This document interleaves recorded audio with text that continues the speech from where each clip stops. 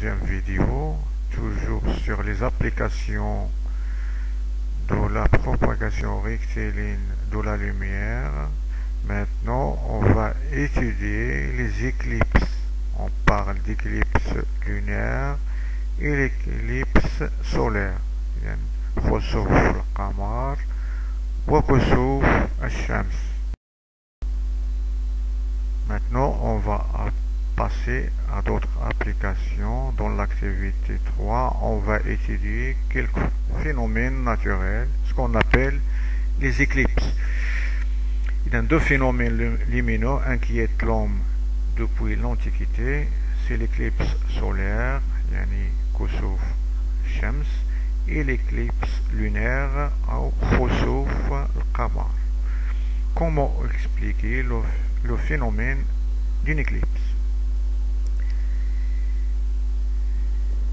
Et pour expliquer ça, on va passer à l'éclipse du soleil. On a ici des images. La première image représente le soleil qui éclaire la Terre, et on a ici la Lune qui gravite autour de la Terre. Et donc, lorsque la Lune arrive ici et les trois objets sont alignés, il y a une face ici sur la Terre qui sera sombre ou bien non éclairée.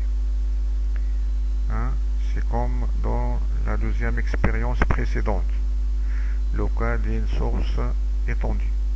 On va voir une tache noire sur la Terre, ce qu'on appelle l'éclipse solaire, ou Kusuf al-Shams. Et donc vous voyez ici dans la deuxième image que le disque de la Lune cache le soleil. Lorsqu'il cache le soleil, on aura le noir sur la Terre. Et pour expliquer ça, on va utiliser les deux images.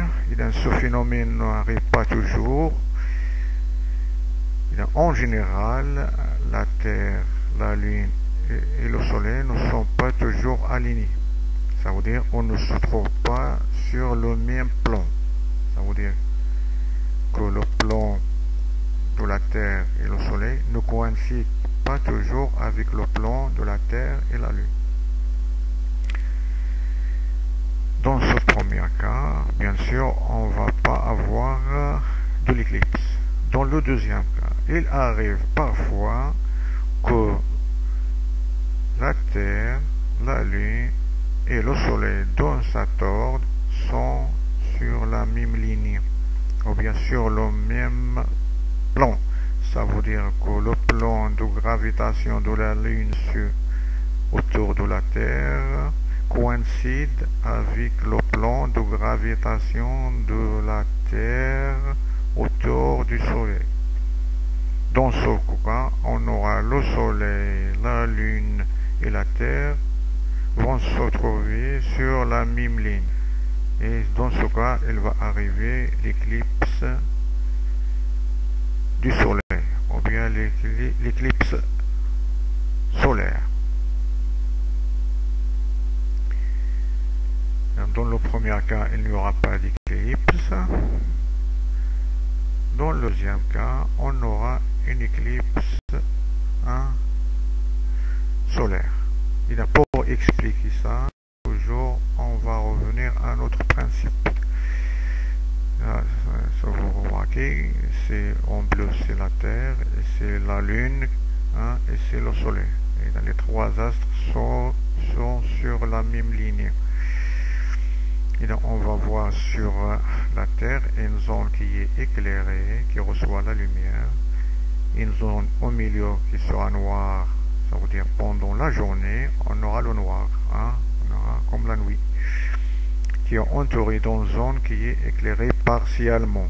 C'est la zone de la pénombre. Et c'est au milieu, c'est la zone de l'ombre portée. Et dans l'ombre portée, on va avoir une éclipse totale. Dans la deuxième partie ici, la pénombre, on va voir une éclipse partielle. Ça veut dire que les gens qui se trouvent dans cette zone vont en voir une partie du soleil. Ça veut dire une partie qui sera cachée par la lune, une partie ne sera pas cachée. Mais dans la zone de l'emporté, et dans tout le disque de la Lune va cacher le disque du Soleil. C'est l'éclipse totale. L'éclipse du Soleil se produit lorsque le Soleil, la Lune et la Terre sont alignés et dans cet ordre, et que la Lune empêche la lumière du Soleil d'atteindre une zone de la Terre pendant la journée. Et bien sûr, la zone d'emporté, il y aura une éclipse totale, c'est au milieu. Dans la zone de la pénombre, aux alentours, on aura une éclipse partielle. Maintenant, on va passer à l'éclipse lunaire, ou bien l'éclipse de la Lune, ou bien Khosuf Qamar. Ce phénomène arrive lorsque toujours le Soleil, la Terre et la Lune maintenant sont sur la même ligne, sont alignés. Et que la Terre se trouve dans le camp d'ombre de la Terre. Et donc, vous voyez ici dans notre image que la ligne commence à entrer dans la zone d'ombre de la Terre. Ici, dans l'emporté, elle sera noire. Lorsqu'elle sort, elle sera un peu éclairée. Ici, on aura l'éclipse partielle. Au milieu, on aura une éclipse totale de la Lune. Pour expliquer ça, on va voir ces images. Dans le premier cas, on n'aura pas d'éclipse parce que la Lune, la Terre et le Soleil ne sont pas alignés. Ça, on va voir une pleine lune. Ça veut dire que le disque de la Lune sera éclairé. Ça veut dire que les trois astres ne sont pas alignés. Ça veut dire que la Terre ne va pas cacher la Lune. Dans le deuxième cas, lorsque les trois astres sont alignés, on va voir que la Lune se trouve dans l'ombre, ou bien la zone d'ombre de la Terre. Et c'est la Terre va cacher la Lune. Et la Lune ne sera pas éclairée. C'est l'éclipse lunaire. Ça veut dire que le plan de la gravitation de la Lune autour de la Terre coïncide avec le plan de gravitation de la Terre autour du Soleil. Et les trois astres dans cet ordre, Soleil, Terre, Lune, se trouvent sur la même ligne. Dans le premier cas, il n'y aura pas d'éclipse. Dans le deuxième cas, on aura une éclipse lunaire. Et pour expliquer ça, on va toujours appliquer le principe de propagation rectiligne de la lumière.